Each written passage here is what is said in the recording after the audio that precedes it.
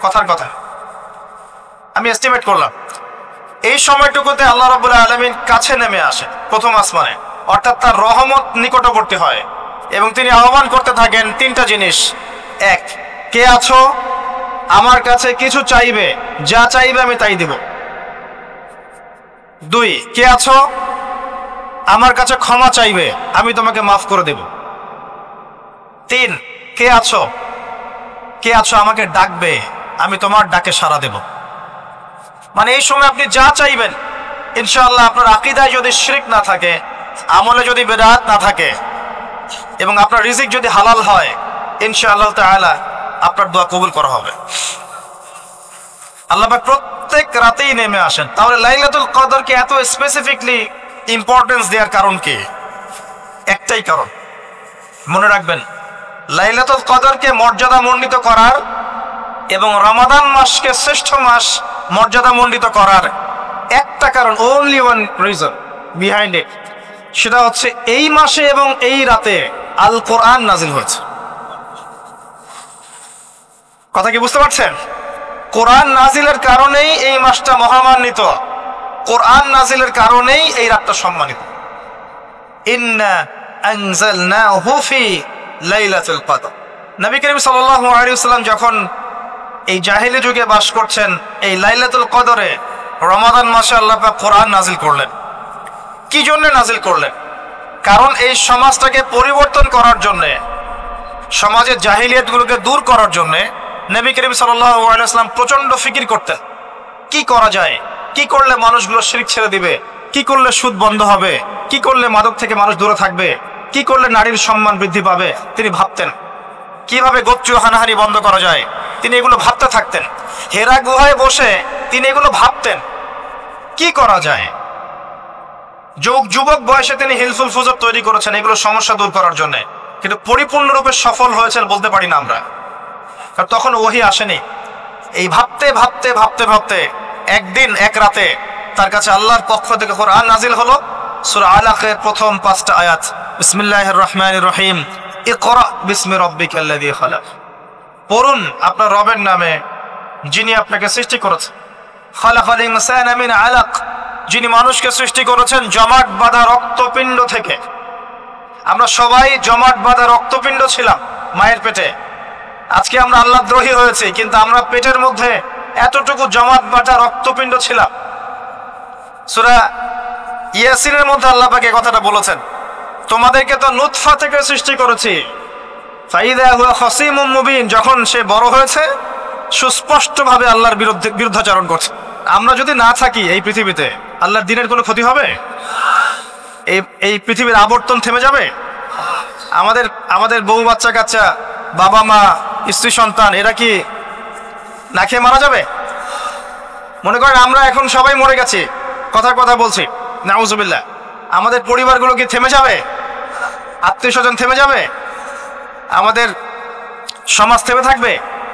কেউ থেমে থাকবে না। মাঝখান থেকে আমরা আমাদের জীবনের সময়টা হারিয়ে ফেললাম। অতএব আমরা আল্লাহর জন্য বাঁচি, আল্লাহর দ্বীনের জন্য। এখন দ্বীনের ক্ষতি যারাই করবে তাদের বিরুদ্ধেই সোচ্চার হতে হবে। আল্লাহ পাক বোঝার তৌফিক দান করুন। আমি যে কথা বলছিলাম, কোরআন নাজিল হয়েছে লাইলাতুল কদরে। এখন এই কদরের রাতকে ইবাদতের জন্য খাস করে নিতে হবে। শেষের দশক এবং বিজোর রাত 21, 23, 25, 27, 29।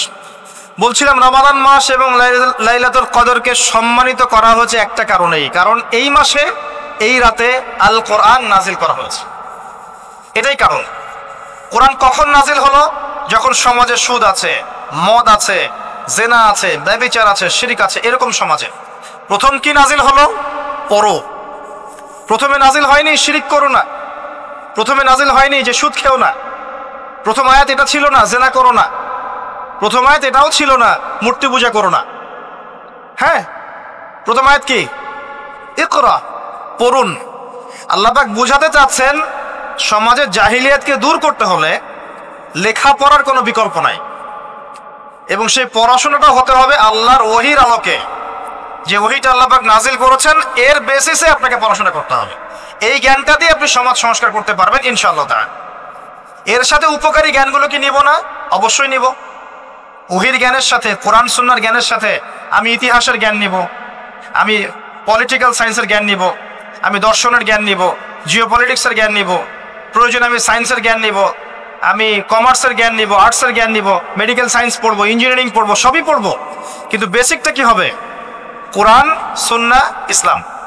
এরপর আপনি ডাক্তার হন, ইঞ্জিনিয়ার হন, পলিটিশিয়ান হন, সামাজিক নেতা হন, প্রশাসনের ক্যাডার হন, আপনার জন্য মোবারকবাদ। আপনি যেখানেই যাবেন সেখানেই বরকত ছড়াবেন ইনশাআল্লাহ। যে পলিটিশিয়ানের ভিতরে তাকওয়া আছে তার দ্বারা দুর্নীতি সম্ভব না। যে প্রশাসনের কর্মকর্তার ভিতরে তাকওয়া আছে সে ঘুষ নিতে পারবে না, দুর্নীতি করতে পারবে না। যে আলেমের ভিতরে তাকওয়া আছে সে দিনকে দুনিয়ার বিনিময়ে বিক্রি করবে না। যে ডক্টরের ভিতরে তাকওয়া আছে সে ডাক্তার হবে, কসাই হবে না। যে ইঞ্জিনিয়ারের ভিতরে তাকওয়া আছে সে দেখবেন সত্যিকারের প্রকৌশলী হবে, সে কিন্তু চোর হবে না। ভিতরটা চেঞ্জ করতে হবে, ভিতরটা, এর নাম তাকওয়া। ভিতরটা চেঞ্জ করবে একটা জিনিস, আল্লাহর ওহী, কোরআন এবং সুন্নাহ, ইসলাম। এটা আপনার ভিতরকে পরিবর্তন করবে। আর আমরা অনেক বড় বড় কথা বলি অনেক সময়, কিন্তু মূল কাজটা হচ্ছে ভিতরটা পরিবর্তন করা। আমাদের সবার সাথে যার যার কলব যাবে, যার যার আমল যাবে। আল্লাহ পাক আমাকে কলার চেপে ধরে বলবেন না যে বাংলাদেশে ইসলামী খেলাফত কায়েম করে আসো নাই কেন, এটা আল্লাহ পাক আমাকে বলবেন না। আল্লাহ পাক বলবেন তোমাকে যে দায়িত্ব দিয়েছিলাম ওই দায়িত্ব ঠিকঠাক মতো পালন করেছো কিনা, আল্লাহ পাক এটা বলবেন না। বেসিকে আসেন, নিজের আত্মশুদ্ধি, এটা বেসিক। আলাইকুম আনফুসাকুম, নিজের নফসের খবর নাও, নিজের নফসটাকে পবিত্র করো, নিজের নফসের মধ্যে হিংসা ত্যাগ করো, বিদ্বেষ ত্যাগ করো, অহংকার ত্যাগ করো, রিয়া ত্যাগ করো, দুনিয়ার মোহ ত্যাগ করো। নিজের নফসের মধ্যে বেশি বেশি পরকালের ফিকির আনো, জিকির করো বেশি বেশি, কোরআন বেশি বেশি তেলাওয়াত করো, হালাল খাও, আদর্শ পরিবার গঠন করো, তাওহীদে থাকো, সুন্নতে থাকো, ইনশাআল্লাহ হাসতে হাসতে জান্নাতে চলে যাবেন। একটা হাদিস আমি পড়েছি ফয়জুল কালাম বইয়ের মধ্যে, গতকালকে মাহফিলে বলেছিলাম, আপনাদেরকে বলছি। মাদ্রাসায় পড়ানো হয় ক্লাসিক্যাল একটা বই ফয়জুল কালাম, সবাই কিনতে পারেন, হাদিসের বই, চমৎকার কিছু হাদিস আছে। এখানে একটা হাদিস আছে আমাদের জন্য সুসংবাদ। নবী সাল্লাল্লাহু আলাইহি ওয়াসাল্লাম বলছেন, হে সাহাবীরা, তোমরা এমন একটা যুগের মধ্যে বাস করছো যেই যুগে কেউ যদি ইসলামের 10% ছেড়ে দেয় সে ধ্বংস হয়ে যাবে। সাহাবীদেরকে বলছেন তোমরা এমন একটা যুগে বাস করছো, এই যুগে ইসলামের 1/10 কেউ ছেড়ে দিলে সে ধ্বংস হয়ে যাবে। কিন্তু তোমাদের পরে এমন একটা যুগ আসবে যেই যুগে মানুষ যদি 1/10 ধরে রাখতে পারে, 10% ধরে রাখতে পারে, তাহলেই নাজাত পেয়ে যাবে ইনশাআল্লাহ। আমরা সে যুগে আছি না? আমাদের চতুর্দিকে ফিতনা নয় কি? আপনার ঘরে ফিতনা, সমাজে ফিতনা, ইকোনমিক্সে ফিতনা, রাষ্ট্রে ফিতনা, বিশ্বে ফিতনা, ধর্মে ফিতনা, সবখানেই ফিতনা, ফাসাদ। আমরা সেই যুগের মধ্যে বাস করছি। আসুন, আল্লাহ পাক কোরআন নাজিল করলেন, প্রথমে পড়তে বললেন। তার মানে আল কোরআন এবং সুন্নাহ এগুলাকে পড়া শিখতে হবে। বড় বড় স্বপ্ন দেখার আগে আমাদেরকে বেসিক ঠিক করতে হবে, পড়াশোনা করতে হবে। আল্লাহ পাক আমাদের যুব সমাজকে পড়াশোনা করার তৌফিক দান করুন। রমাদান মাসে এটা নাজিল হয়েছে। আল্লাহ পাক সূরা বাকারায় বলছেন, শাহরু রমাদানাল্লাযী উনজিলা ফীহিল কুরআন। রমাদান সেই মাস যেই মাসে কোরআন নাজিল করা হয়েছে। কি জন্য নাজিল করা হয়েছে? হুদাল লিন-নাস। এই কোরআন হচ্ছে মানব জাতির জন্য হেদায়েত, নট অনলি ফর মুসলিমস। এটা শুধু মুসলিমসদের জন্য হেদায়েত নয়, হুদাল লিন-নাস, পুরো মানব জাতির জন্য হেদায়েত। কোরআনে ইহুদির জন্য হেদায়েত আছে, খ্রিস্টানের জন্য আছে, অমুসলিম হিন্দুদের জন্য আছে, সবার জন্য কোরআন। এটা সাম্প্রদায়িক কোনো কিতাব নয়, এটা টোটালি অসাম্প্রদায়িক একটা বই। আল কোরআন যে কেউ পড়তে পারে। এটা কারো পৈতৃক সম্পত্তি নয় যে একটা শ্রেণীর মানুষই পড়বে বাকিরা পড়বে না, সবাই পড়বে ইনশাআল্লাহ তাআলা। এটা আল্লাহর কিতাব, আল্লাহর কালাম। হুদাল লিন-নাস ওয়া বায়িনাতিন মিনাল হুদা, এটা হচ্ছে সত্য মিথ্যার মানদণ্ড, বায়িনাত সুস্পষ্ট মানদণ্ড। আর কি ওয়াল ফুরকান, প্রমাণ, হুজ্জাত, দলিল। এটা আল্লাহ পাক কোরআন সম্পর্কে বলছেন। আরেকটা জায়গায় চলে যাই, চলেন সূরা নাহল এর 89 নম্বর আয়াতে চলে যান। আল্লাহ পাক বলছেন, ওয়া নাযালনা আলাইকাল কিতাব, হে নবী আমি আপনার প্রতি এমন একটা কিতাব নাজিল করেছি, অর্থাৎ আল কোরআন। ওয়া নাযালনা আলাইকাল কিতাব তিবয়ানান লিকুল্লি শাই, যেই কিতাবটা প্রত্যেকটা বিষয়ের ব্যাখ্যা। আপনি কি আমার কথা শুনতে পারলেন? আল্লাহ বলছেন কোরআন প্রত্যেকটা বিষয়ের ব্যাখ্যা।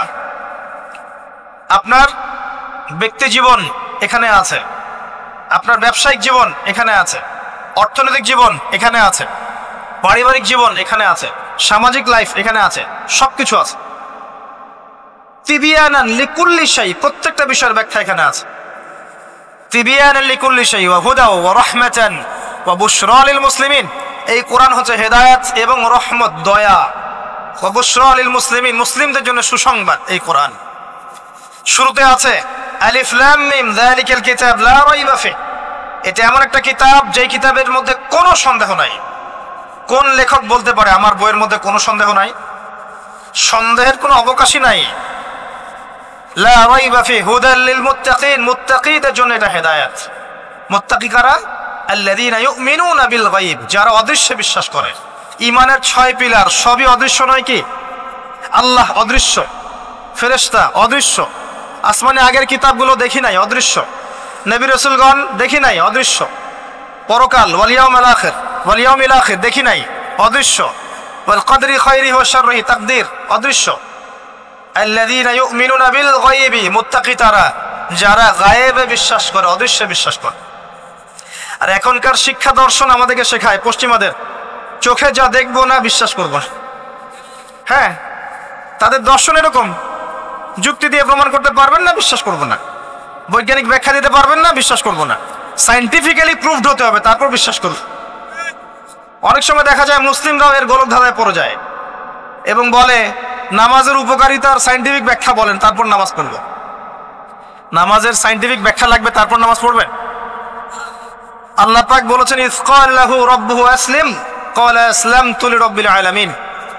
আল্লাহ পাক ইব্রাহিমকে বলেছেন আলাইহিস সালাম আত্মসমর্পণ করো, যখনই বলেছেন তখনই করেছেন। যখনই আল্লাহ পাক বলেছেন আত্মসমর্পণ করো, তিনি বলেছেন আসলামতু লিরাব্বিল আলামিন, আমি আত্মসমর্পণ করলাম। বাচ্চাকে জবাই করো, জিজ্ঞেস করেননি এর পিছনে বিজ্ঞান কি, যুক্তি কি আর দর্শন কি?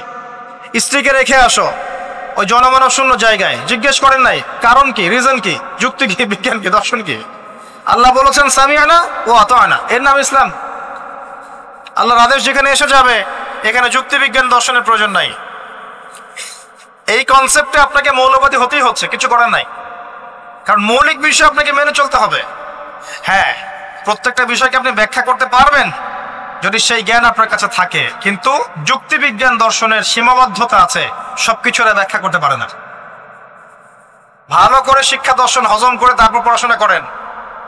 অন্যথায় আপনারা দাড়ি টুপি নিয়েও অনেক সময় দেখবেন এই যে এটা কি বলে, এথিজমের দিকে যাচ্ছেন, নাস্তিকতার দিকে যাচ্ছেন। আসেন মূল জায়গায় আসি। আল্লাহ রাব্বুল আলামিন কোরআন সম্পর্কে কথা বলছেন, লা রাইবা ফি, এর মধ্যে কোনো সন্দেহ নাই। একই সূরার মধ্যে আল্লাহ পাক বলছেন যে ওয়া ইন কুনতুম ফি রাইবিন মিম্মা নাযালনা আলা আবদিনা ফাতু বিসূরাতিন মিন মিসলি। তোমরা যদি এই কিতাব নিয়ে সন্দেহ করে থাকো যে এই কিতাব আল্লাহর পক্ষ থেকে এসেছে নাকি অন্য কারো পক্ষ থেকে এসেছে, তোমরা যদি এই কিতাব সম্পর্কে সন্দেহ পোষণ করো যেটা কি আল্লাহর পক্ষ থেকে এসেছে না অন্য কারো পক্ষ থেকে এসেছে, তাহলে এর মতো কিছু আয়াত নিয়ে এসে দেখাও, একটা সূরা রচনা করে দেখাও। ওয়াদউ শুহাদাকুম মিন দুনিল্লাহি ইন কুনতুম সাদিকিন। তোমাদের যত সাক্ষী আছে, সহকর্মী আছে, তোমাদের সাপোর্ট দেওয়ার মতো যারা যারা আছে, সবাইকে ডেকে নিয়ে আসো, এনে এই কোরআনের মতো একটা সূরা রচনা করে দেখো যদি সন্দেহ পোষণ করে থাকো। আল্লাহ এর পরে বলছেন ওয়া ইল্লাম তাফআলু, তোমরা যদি এটা করতে না পারো, ওয়ালান তাফআলু, কোশ্চিন কালেও পারবে না। তোমরা যদি এটা করতে না পারো, মানে একটা সূরা রচনা করতে না পারো, এরকম কোন কিতাব রচনা করতে না পারো, একটা আয়াত রচনা করতে না পারো, তাহলে জেনে রাখো ফাত্তাকুন নার আল্লাতী ওয়াকুদুহা আন-নাস ওয়াল হিজারা, সেই আগুনকে ভয় করো যার ইন্ধন হবে মানুষ এবং পাথর। উইদ্দাত লিল কাফিরিন, যা কাফেরদের জন্য প্রস্তুত করা হয়েছে। আল্লাহ পাক এই কোরআনটা নাজিল করেছেন কোন মাসে ভাই? রমাদান মাসে। আসেন প্রথমে বলে নেই আমরা রমাদানকে কিভাবে পালন করার চেষ্টা করব, এরপরে আসছি রমাদানকে কেমন করে কোরআনময় করবেন। এই দুইটা পয়েন্ট। এক নাম্বার, হতে পারে এই রমাদান আপনার জীবনের শেষ রমাদান। কয়েকটা কাজ আমি বলি। প্রথম কাজ হচ্ছে নিয়াত করতে হবে যে এই রমাদানটাতে আমি আমার সমস্ত গুনাহ মাফ করানোর চেষ্টা করব। কারণ নবী সাল্লাল্লাহু আলাইহি ওয়াসাল্লাম বলেছেন, সেই ব্যক্তির জন্য ধ্বংস যে ব্যক্তি রমজান মাসকে পেয়েছে কিন্তু তার গুনাহ মাফ করাতে পারে না। কে জানে এটা আমাদের শেষ রমাদান হতে পারে, আল্লাহ না করুক। আমরা দোয়া করি আল্লাহ পাক আমাদেরকে বেশি বেশি রমাদান দান করুক, বেশি বেশি লাইলাতুল কদর দান করুক। প্রথম শুরু হচ্ছে আপনি মাসের বাজার আগে করে ফেলবেন। আমি একটু প্র্যাকটিক্যাল কথা বলবো আর কি। আপনি রমাদান মাসের বাজার এই শাবান মাসে করে ফেলার চেষ্টা করেন, পারলে ঈদের শপিংটাও করে ফেলার চেষ্টা করেন। রমজান মাসে বেশি বাইরে যাবেন এবং টাকা পয়সা নিয়ে গিয়ে যে স্ত্রী সন্তানের হাতে দিয়ে দিবেন না, যাও বাইরে গিয়ে মার্কেটিং করে আস, এই ভুলটা করতে যান। নিজে পরিবেশ নষ্ট করবে, রোজার যে আধ্যাত্মিকত্ব নষ্ট হবে, আরো হাজারটা যুবকের চোখের জানা করা প্রয়োজন নাই। আপনি পরিবারের কর্তা, লিস্ট করে ফেলেন, আপনাকে আল্লাহ পাক যতটুকু সামর্থ্য দিয়েছেন মূল জিনিসগুলো কিনে রেখে দেন, আর বাকি টুকটাক বাজার আপনি করবেন। আর যখন বাজারে যাবেন একটা দোয়া পড়বেন, আপনি 10 লক্ষ নেকি পাবেন ইনশাআল্লাহ। কত লক্ষ? 10 লক্ষ। দোয়াটা শিখাচ্ছি। দোয়াটা হচ্ছে লা ইলাহা ইল্লাল্লাহ ওয়াহদাহু লা শারীকা লাহ লাহুল মুলক ওয়া লাহুল হামদ ইউহয়ী ওয়া ইউমীত ওয়া হুয়া হাইয়ুন লা ইয়ামুত বিয়াদিহিল খায়রু কুল্লুহু ওয়া হুয়া আলা কুল্লি শাইইন কাদির। একবার পড়লে 10 লক্ষ নেকি পাবেন বাজারে গিয়ে। কেন পাবেন? কারণ বাজার সবচেয়ে নিকৃষ্ট জায়গা, যেখানে গেলে মানুষ আল্লাহকে স্মরণ করে না। সেখানে গিয়ে আপনি আল্লাহকে স্মরণ করেছেন, এই জন্য আল্লাহ পাক নেকি দিবেন ইনশাআল্লাহ। আসেন, এটা করার পর ঈদের যে শপিংটার কথা বলছি, এটা এই কারণে বলছি, লাস্টের দশকে আমরা ঈদের শপিংয়ে বেশি ব্যস্ত থাকি, এতে করে লাইলাতুল কদরটা আমরা হারিয়ে ফেলি। লাস্টের দশক আমরা হয় ইতিকাফ করব, না হলে বাসায় নামাজ পড়বো, পরিবারবর্গকে নিয়ে রাত জাগবো। পারা যাবে ইনশাআল্লাহ? তারাবির নামাজ তো পড়বোই ইনশাআল্লাহ জামাতে। এবং আপনি 20 পড়েন আর 8 পড়েন, আপনি নামাজের কোয়ালিটিটাকে ভালো করার চেষ্টা করেন, নামাজের কোয়ালিটিটাকে বেস্ট করেন। ধীরে ধীরে তেলাওয়াত করেন, ধীরে ধীরে রুকু সেজদা করেন, নামাজটাকে এনজয় করেন। সময় নিয়ে, টাইম নিয়ে, 2 ঘন্টা সময় লাগুক, 3 ঘন্টা সময় লাগুক, এনজয় করে নামাজ পড়েন। আল্লাহ পাক তৌফিক দান করুন। এরপর শেষ রাতে আবার ওঠেন, পরিবারবর্গকে নিয়ে নামাজে দাঁড়ান, একসাথে জামাত করে নামাজ পড়েন, পরিবারে নফল নামাজ পড়েন, বাসায় বরকত হবে ইনশাআল্লাহ। রাত জাগেন, বেশি বেশি দোয়া করেন, একটু তেলাওয়াত করেন, একটু জিকির করেন, তাসবিহ তাহলিল করেন, রাতটা কাটিয়ে দেন। শেষের দশকে মার্কেটে ঈদের শপিং করতে যায় না।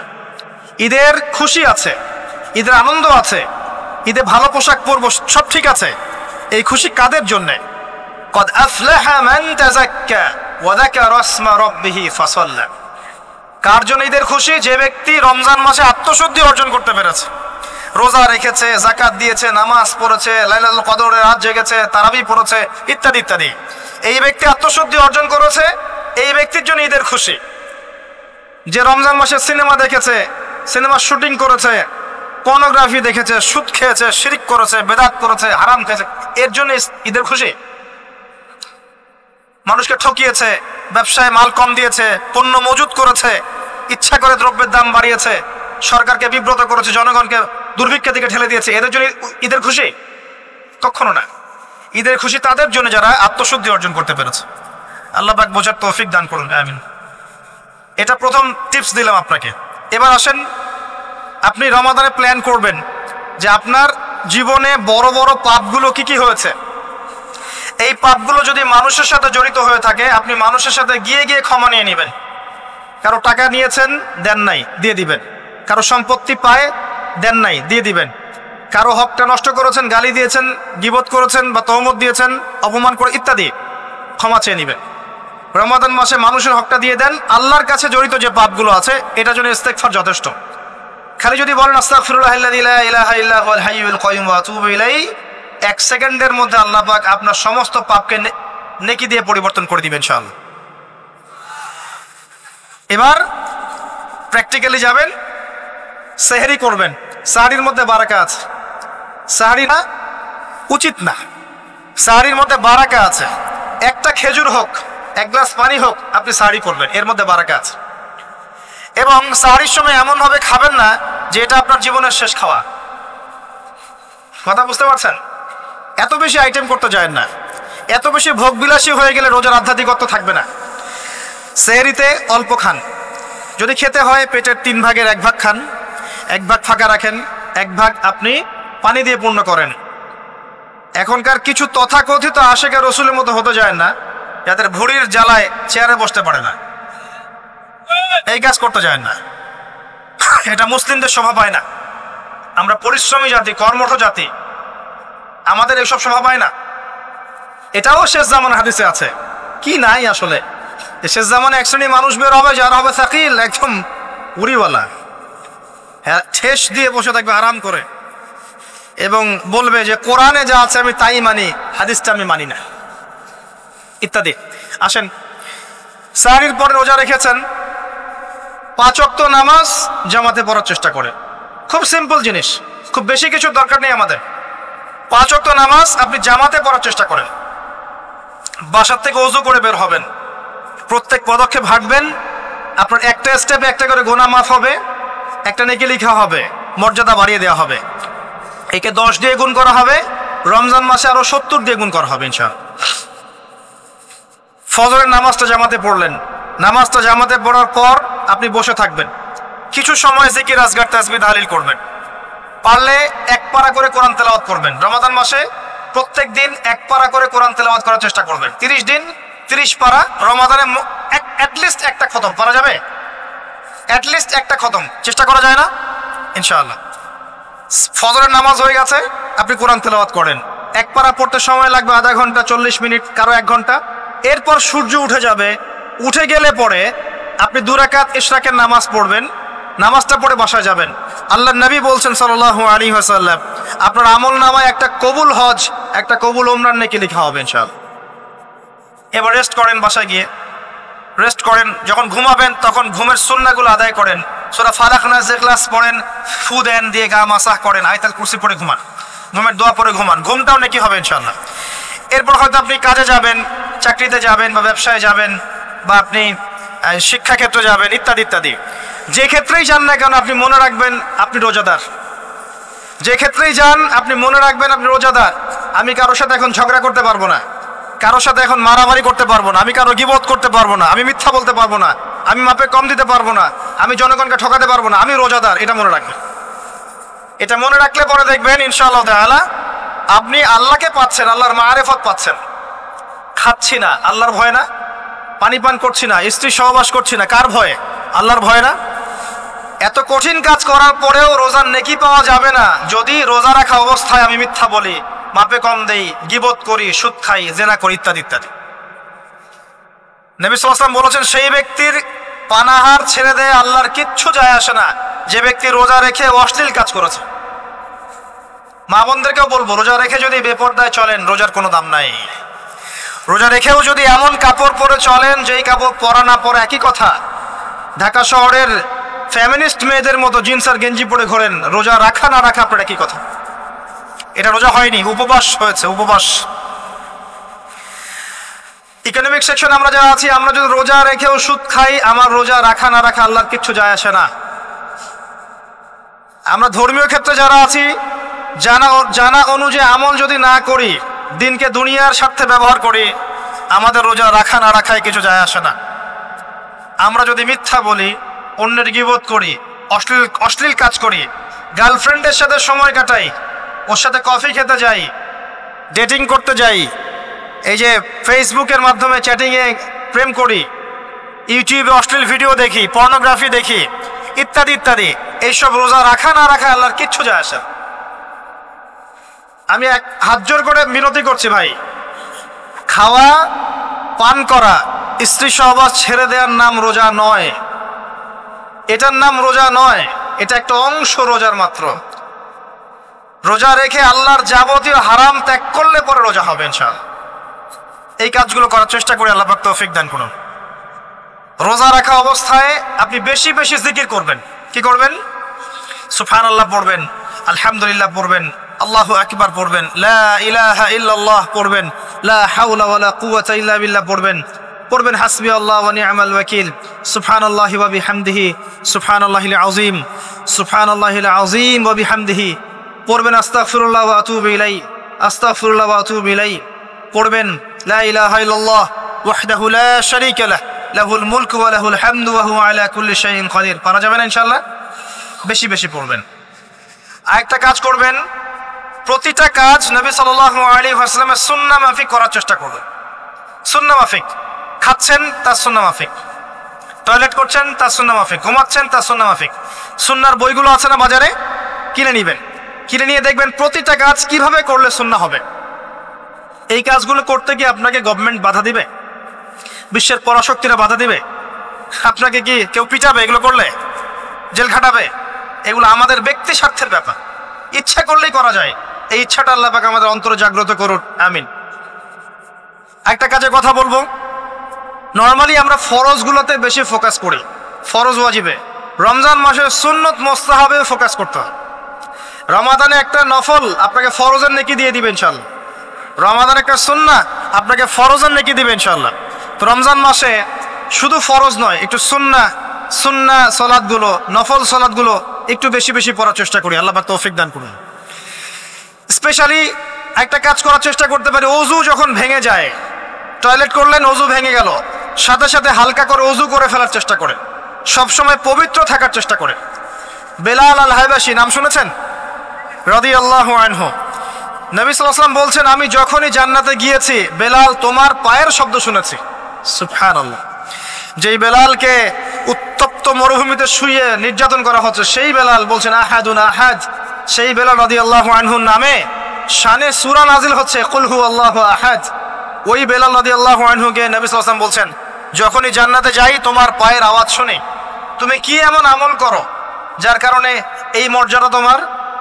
বেলাল রাদিয়াল্লাহু আনহু বলছেন, আমি তো স্পেশাল তেমন কোনো আমল করি না, আপনারা যা করেন আমিও তাই করি, তবে আমার যখনই ওযু ভেঙে যায় আমি ওযু করি, আর আমি ওই ওযু দিয়ে 2 রাকাত নামাজ পড়ি।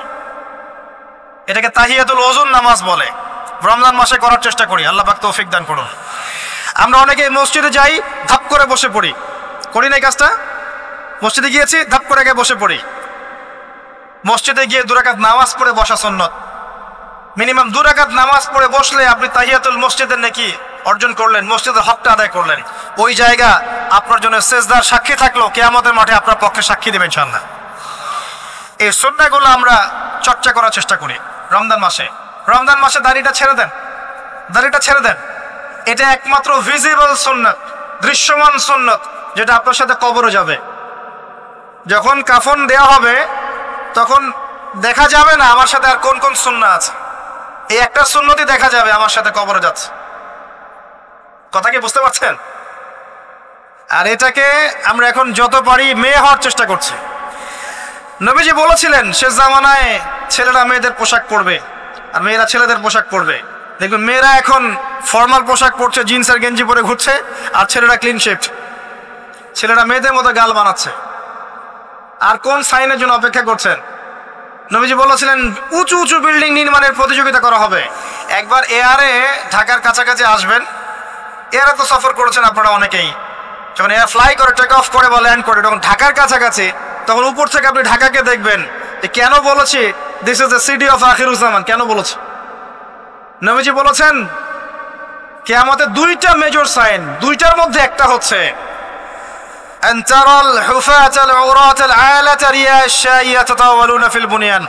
যখন সমাজের দরিদ্র শ্রেণীর মানুষেরা, যাদের পায়ে স্যান্ডেল ছিল না, গায়ে কাপড় ছিল না, এরা উঁচু উঁচু বিল্ডিং নির্মাণের প্রতিযোগিতা করতে থাকবে, তখন কিয়ামতের অপেক্ষা করতে থাকো। আজকে থেকে 100 বছর আগে ছিল এগুলা? 200 বছর আগে ছিল? সুবহানাল্লাহ। আর কোন সাইনের জন্য অপেক্ষা করছেন? তিনি বলেছেন শেষ জামানায় women will dressed but still they will be naked. মহিলারা কাপড় পরবে, তারপরেও তারা নগ্ন থাকবে। আপনি ঢাকার শপিং মলে যান, আপনি দেখেন। আর কোন সাইনের জন্য অপেক্ষা করছেন?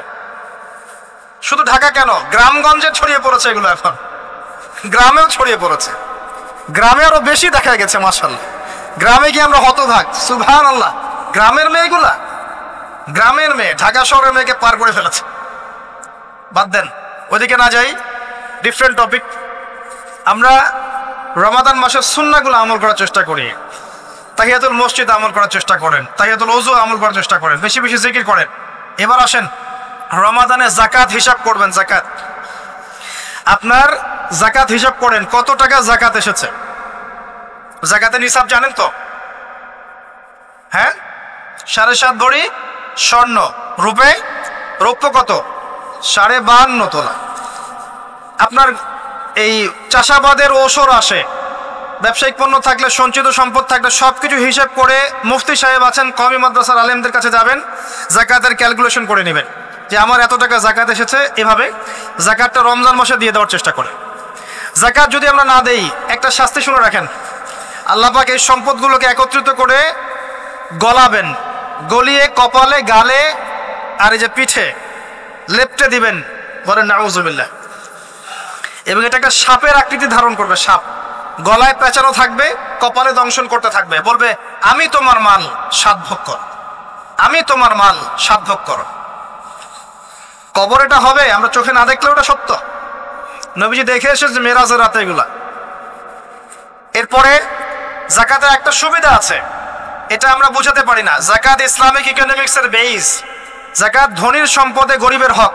যে গরিবের কাছে টাকা পয়সা নাই, আপনার টাকা ওর হাতে চলে যাবে, ও খেয়ে পরে বাঁচতে পারবে, এটাই জাকাত। বুঝাতে পারছি? জাকাতটা না দেন, ও আস্তে আস্তে আস্তে আস্তে আরো দরিদ্র হতে থাকবে।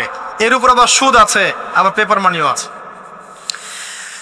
জাকাতগুলো দিয়ে দেন, আল্লাহর ওয়াস্তে জাকাত দিয়ে। অনেক মুসলিম আছে আমরা নামাজ পড়ি, জাকাত দেই না। অনেক মুসলিম আছে জাকাত দেয় না, নামাজ পড়ে। জাকাত অস্বীকারীদের বিরুদ্ধে আবু বকর সিদ্দিক রাদিয়াল্লাহু আনহু যুদ্ধ করেছিলেন, এজ এ আমির, রাষ্ট্রের পক্ষ থেকে যুদ্ধ করেছিলেন।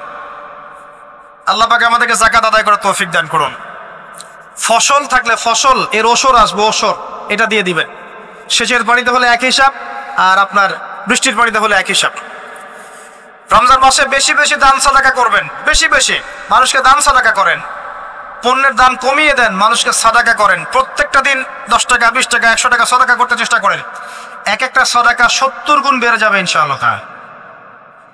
আমি আরেকটা নাসিহা করব, রমজান মাসে বেশি থেকে বেশি মানুষকে খাওয়ান, বেশি বেশি খাওয়ান, ইফতার করান। আমি বলি মসজিদগুলোতে প্রত্যেক দিন আসর থেকে মাগরিব পর্যন্ত দিনের কথাবার্তা আলোচনা করেন, তালিম করেন।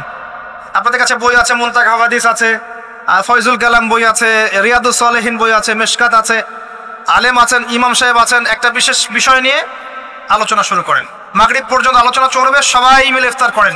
একটা ইসলামিক পরিবেশ গড়ে তোলেন, মানুষকে ইফতার করেন, বেশি বেশি ইফতার করেন। আপনার সামর্থ্য থাকলে, সামাজিক যদি পদমর্যাদা থাকে, সমাজের মানুষকে আপনি ইফতার করান, ইফতার পার্টি করেন, ইফতার অ্যারেঞ্জমেন্ট করেন। পার্টি বলা ঠিক না, আসলে ইফতার মাহফিল বলতে পারি আমরা। ইফতার মাহফিল করেন বেশি বেশি, মানুষকে ইফতার। একজন ব্যক্তিকে ইফতার করালে ওই ব্যক্তির রোজার নেকি আপনি পেয়ে যাবেন ইনশাআল্লাহ।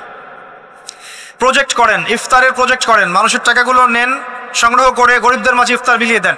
দুইটা পদ্ধতি হতে পারে, আমি নিজেও করবো ইনশাআল্লাহ তাআলা। দুটো পদ্ধতি হতে পারে, ডেইলি বেসিসে ইফতার দিতে পারেন, অথবা মাসের বাজার করে দেন। এক মাসে কি কি লাগে, কতটুকু চাল, বুট, ডাল লাগে লিস্ট করেন, করে একটা ফ্যামিলিতে একটা প্যাকেট পাঠিয়ে দেন। দেখবেন পুরো ফ্যামিলি ইনশাআল্লাহ তাআলা রমজান মাসটা খেয়ে পরে বাঁচতে পারবে। এগুলো আমরা না করলে কারা করবো? অমুসলিমরা করবে।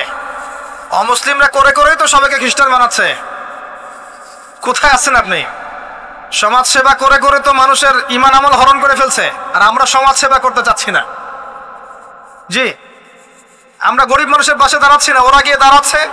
দেখবেন মানুষ বলছে হ্যাঁ এই ধর্ম তো ভালোই, আমি খ্রিস্টান হয়ে যাই। কত মানুষ যে খ্রিস্টান হয়ে যাচ্ছে আপনি জানেন?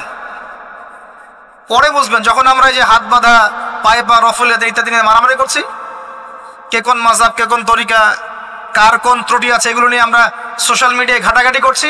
এই সময়গুলোর মধ্যে এগুলো অনেক এগিয়ে গেছে। এরা আরো এসব এই খোরমা জিলাপি নিয়ে মারামারি করতে থাক, দেখবেন আস্তে আস্তে আস্তে আস্তে কোন দিকে চলে যায় পরিস্থিতি। গলার মধ্যে দড়ি দিয়ে ফাঁস লাগানো হয়ে গেছে, খালি টানা বাকি আছে। আরে এখন ঝগড়া করে বেড়াচ্ছে কোন আলেমের কোন সমস্যা। লাহুম কুলুবুন লা ইয়াফকাহুনা বিহা, আল্লাহ পাক বলেছেন সূরা আরাফ 179-তে। রমজান মাসে বেশি বেশি ইফতার করান, বেশি বেশি দান সাদাকা করেন। আর একটা কাজ বলে আমি শেষ করছি, রমজান মাসে পরিবারকে সময় দেন। পরিবারকে সময় দেন, পরিবারের হক আছে আমাদের উপরে। স্ত্রীকে সময় দেন, স্বামীকে সময় দেন, একসাথে ইফতার বানান। একটা পরিবেশ, একটা আনন্দ, একটা উৎসবের আমেজ যেন বিরাজ করে। ছোট ছোট বাচ্চাদেরকে রোজা রাখতে উৎসাহিত করেন। সবাই একসাথে বসে একটা বড় প্লেটে ইফতার করেন। বাচ্চারা যখন বড় হবে তখন বলবে ছোটবেলায় আমরা বাবা মার সাথে এভাবে ইফতার করেছি। সংস্কৃতি লালন করেছে। পারিবারিক হৃদ্যতা চলে আসেন, প্রতিবেশীকে ইফতার পাঠান, প্রতিবেশীকে ইফতার হাদিয়া দেন, মসজিদে একসাথে ইফতার পড়েন, তারপর রাতের বেলা তাহাজ্জুদে দাঁড়ান, তারাবিতে দাঁড়ান, তারাবির নামাজে ধীর স্থিরভাবে কেরাত করেন। ইমাম যাকে নিযুক্ত করবেন তাকে সুললিত কণ্ঠে কোরআন তেলাওয়াত করতে বলবেন ধীর স্থিরভাবে, তাকে প্রেশার দিবেন না। তার দায়িত্ব নিয়ে নেন, ইমাম হাফেজদের পুরো মাসের দায়িত্ব নেন, তার পরিবারের দায়িত্ব নেন। একটা সম্মানজনক হাদিয়ার ব্যবস্থা করে দিবেন যাতে করে তারা নিশ্চিন্তে থাকে পুরো মাস, তাকে অন্যদিকে ফোকাস করতে না হয়। অন্য কান্ট্রিতে যখন কোনো সায়েন্টিস্ট থাকে তার পরিবারের দায়িত্ব পুরো রাষ্ট্র নিয়ে নেয়, সে ঠান্ডা মাথায় খালি গবেষণা করবে।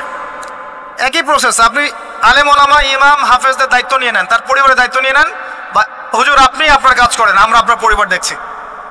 তাকে আপনি কোরআন তেলাওয়াত করতে দেন, কোরআন হিফজ করবে, মানুষকে কোরআন শেখাবে, তারাবির নামাজ পড়বে, ইমামতি করবে, মানুষকে দার্স দিবে, খুতবা দিবে। আসেন যে মেজর পয়েন্টটা বাকি আছে সেটা বলি। তার আগে এটাও বলি যে ইফতার করার সময় বেশি খাবেন না। যদি আপনি বেশি খান তাহলে আপনি তারাবির নামাজে দাঁড়াতে পারবেন না। আর একটা মেজর কথা, এটা লাস্ট পয়েন্ট, সেটা হচ্ছে এই মাসে কি নাজিল হয়েছে ভাই, কোন কারণে এই মাসটা সম্মানিত। এই মাসে আল্লাহর কিতাবকে সময় দিতে হবে, এই কিতাবকে সময় দিতে হবে। আল্লাহ রাব্বুল আলামিন বলেছেন এই কিতাবের মধ্যে সবকিছুর সমাধান আছে। আল্লাহ পাক বলেছেন এই কিতাবে কোনো সন্দেহ নাই। আল্লাহ পাক বলেছেন এই কিতাব আমাদের জন্য সুসংবাদ এবং শেফা, আরোগ্য, রহমা। এখন একটু বসেন, একটু সময় নেন। এই কিতাব প্রথমত আপনাকে তিলাওয়াত করা শিখতে হবে। রমজান মাস আসার আগেই আপনি তিলাওয়াত করা শিখে ফেলেন। যদি না জানেন, রমজান মাসে পুরো 1 মাস তাজবিদ শিখবেন স্থানীয় ইমামের কাছে, পারবেন না? 1 মাসের মধ্যে কোরআন তেলাওয়াত শেখা সম্ভব, 1 মাসে শেখা সম্ভব। শয়তান আপনাকে 3টা ধোঁকা দিতে পারে। শয়তান আপনাকে বোঝাতে পারে আপনি অনেক জানি, আমার জানার দরকার নাই। শয়তান বোঝাতে পারে আমার বয়স হয়ে গেছে, আমার দ্বারা হবে না। শয়তান বোঝাতে পারে আমার অনেক সময় পড়ে আছে, পরে শিখে নিব। আল্লাহর ওয়াস্তে শয়তানের ধোকায় পড়বেন না। এই মাসে কোরআন শেখেন, কে জানে আপনি আগামী মাস পান কিনা। কোরআন শিখে নেন, রমজান মাসে তেলাওয়াত করা শিখে নেন। কি পাবেন? কয়েকটা হাদিস বলছি। নবী সাল্লাল্লাহু আলাইহি ওয়াসাল্লাম বলেছেন এই কোরআন আপনার পক্ষে দলিল হবে অথবা বিপক্ষে দলিল হবে। হুজ্জাতুন লাকা ওয়া আলাইক, আপনার জন্য শাফিউল লিআসহাবি, এটা সুপারিশকারী হবে আপনার জন্য। প্রত্যেক হরফে আপনি 10টা করে নেকি পাবেন। কোনোদিনও আমি বলি নাই কোরআন তেলাওয়াত করলে নেকি হবে না। এই যে কাটছাট ভিডিও দেখলে আলেম ওলামাও ভুল মেসেজ পায়, এবং দেখা যায় একজন বরেণ্য আলেম হয়েও ভুল কথা বলতে শুরু করে। এজন্যই বলি এর ক্ষতিকর দিক কত। মূল বিষয় তার নখদর পড়ে নাই, একটা কাটছাট ভিডিও দেখেছে, দেখেই কথা বলা শুরু করলো। কিন্তু সে আলেম, তার জানা উচিত কাফা বিল মারই কাযিবান ওয়া হুয়া ইয়াকুল কুল্লামা সামিআ। একজন মানুষের জন্য মিথ্যাবাদী হওয়ার জন্য এতটুকু যথেষ্ট, যা শুনলাম যাচাই বাছাই না করেই প্রচার করলাম। ইয়া আইয়ুহাল্লাযীনা আমানু ইন জাআকুম ফাসিকুম বিনাবাইন ফাতাবায়ানু, কোনো ফাসিক যদি কোনো খবর নিয়ে আসে সেটা আগে তথ্য যাচাই করো, তারপরে কথা বলো। ইশতারিবু কাসীরাম মিনাজ যন, বেশি বেশি অনুমান থেকে বেঁচে থাকো। ইন্না বা'দা যন্নি ইসম, এগুলো আমরাই ভুলে যাচ্ছি এখন। আমি বলছি বারবার, স্পষ্ট করে বলছি, কোরআন তেলাওয়াত করলে প্রত্যেক হরফে 10টা করে নেকি হবে। এবং কোরআন তেলাওয়াত করলে আপনার জীবনে বরকত আসবে, রিজিকে হায়াতে বরকত আসবে, আপনার কলবে আল্লাহর নূর আসবে ইনশাআল্লাহ তাআলা। কোরআন আপনার পক্ষে সাক্ষী দিবে, আপনার পক্ষে দলিল হবে, হুজ্জা হবে ইনশাআল্লাহ। প্রত্যেক হরফে 10 নেকি। তবে শুধু তিলাওয়াত করলেই আমি কোরআনের অর্থগুলো বুঝতে পারবো না। আর অর্থগুলো না বুঝলে আমি কোরআনে আল্লাহর মৌলিক মেসেজগুলো ধরতে পারবো না। ধরতে না পারলে সেই মেসেজগুলোর উপর আমল করতে পারবো না। এই কারণে কোরআনের অর্থটা বোঝা জরুরি, এর ভাষা শেখা জরুরি, কারণ আদেশ নিষেধ আমাকে মানতে যেতে হবে। এবং কোরআন গবেষণা করতে হলে অবশ্যই অর্থ জানতে হবে, ভাষা শিখতে হবে, এর তাদাব্বুর তাফাক্কুরে ডুবে যেতে হবে, যেটা শুধুমাত্র তেলাওয়াত করা সম্ভব নয়। এটা বোঝাতে চেয়েছি। এর চেয়ে পরিষ্কার করে কি বলতে পারি বলেন? সুবহানাল্লাহ। আল্লাহ পাক আমাদেরকে বোধ শক্তি দান করুন। আল্লাহর ওয়াস্তে রমজান মাসে ভাই কোরআন তেলাওয়াত বাড়িয়ে দেন। যারা হাফেজ আছেন এই মাসে হিফজ চর্চা করবেন। আমার জন্য দোয়া করেন যেন আমি এই মাসে পুরোটা হিফজ করতে পারি। হিফজ চর্চা না করতে করতে অনেকটা ভুলেই যাচ্ছে। আসলে নবী সাল্লাল্লাহু আলাইহি ওয়াসাল্লাম বলেছেন চর্চা না করলে কোরআন এত দ্রুত কলব থেকে বের হয়ে যায় যে একটা উটকে যদি ছেড়ে দেন সে যত দ্রুত চলে যাবে। আমাদের জন্য আমার জন্য দোয়া করবেন যাতে কোরআনের হকটা আদায় করতে পারি। আল্লাহ পাক তৌফিক দান করুন, আমিন। এবং যারা হাফেজে কোরআন তাদের উচিত আরবি ভাষা এবং সাহিত্য জেনে তাফসিরগুলো পড়ে কোরআনের আয়াতগুলোকে নিয়ে একটু গবেষণা করা, আয়াতগুলো বোঝার চেষ্টা করা, আল্লাহ পাক কি বলেছেন কোরআনের মধ্যে বোঝার চেষ্টা করা, এগুলো জনগণকে বোঝানো। এবং এটা বোঝাতে আপনি উগ্র হবেন না, চরমপন্থী হবেন না, আক্রমণাত্মক হবেন না। আমরা কেউ কারো শত্রু নই, আমরা সবাই সবার বন্ধু, সবাই সবার ভাই। আমরা সবাই সবার ভাই, এক উম্মাহ, ওয়ান উম্মাহ নেশন। তাই আমরা কোরআনের মৌলিক মেসেজগুলো যুগোপযোগীভাবে সবার সামনে তুলে ধরবো, উপস্থাপন করব, মানার জন্য ফোর্স করব না। যাকে আল্লাহ পাক হেদায়েত দিবেন সে মানবে ইনশাল্লাহ, যাকে আল্লাহ পাক হেদায়েত দিবেন না সে মানবে না, তার হিসাব সে দিবে, আমার কোনো দায় দায়িত্ব নাই। আর সর্বশেষ কথা হচ্ছে, আল কোরআন এর মধ্যে অনেক আদেশ এবং নিষেধ আছে। রমজান মাসে আমরা যদি কোরআন পড়ি আর বুঝি কিন্তু কোরআনের আদেশ আর নিষেধগুলোকে ফলো না করি, না মেনে চলি, তাহলে আদতে কোরআনের হকটা আদায় হচ্ছে না। এবং এই কোরআনের মেসেজ আমাদেরকে মুসলিম অমুসলিম সবার দ্বারে দ্বারে পৌঁছে দিতে হবে ইনশাআল্লাহ তাআলা। যেভাবে কোরআনের দাওয়াতের ফলে, হাদিসের দাওয়াতের ফলে নবী সাল্লাল্লাহু আলাইহি ওয়াসাল্লাম আইয়ামে জাহিলিয়াতের সেই জাহিলিয়াতকে দূর করে আলোকিত সমাজ প্রতিষ্ঠা করেছিলেন, ইনশাআল্লাহ আজও সম্ভব এই কোরআন সুন্নাহর দাওয়াতকে দিয়ে আজকের সমাজে চলমান জাহিলিয়াতগুলোকে দূর করে আলোকিত বাংলাদেশ প্রতিষ্ঠা করা। আল্লাহ পাক আমাদেরকে তৌফিক দান করুন, আমিন। আমি আমার আলোচনা এখানে শেষ করছি, আজকে আর লম্বা করছি না। আপনারা কষ্ট করে এসেছেন, বসেছেন, আলোচনা শুনেছেন, আদবের সাথে বসেছেন, শৃঙ্খলা রক্ষা করেছেন। আমরা দোয়া করি আল্লাহ পাক আপনাদের সবার নেক হায়াত, হালাল রিজিকে আল্লাহ পাক প্রশস্ত করুন। আমাদের সবাইকে আল্লাহ পাক রমজানে পৌঁছে দিন, রমজানে বেশি বেশি রোজা রাখার তৌফিক দান করুন।